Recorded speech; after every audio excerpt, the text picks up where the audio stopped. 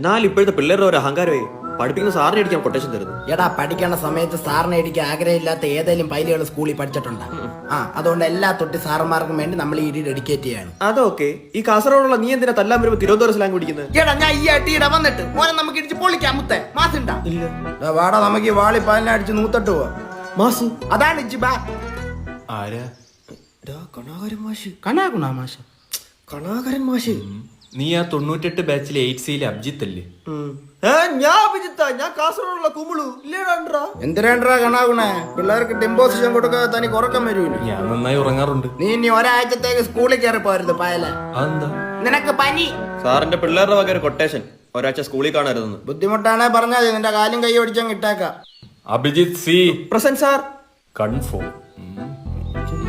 അയ്യോ തൂക്കി സാറെ PSC ഇടയ്ക്ക് വെറുതെ നിൽക്കുന്ന ഗുണ്ടാപ്പണിക്ക് ഇറങ്ങിയതാ പാർട്ട് ടൈം ആയിട്ട്. വൈലോപ്പിള്ളിയുടെ പ്രശസ്തമായ കവിതയുടെ പേരെന്താ? ചക്ക.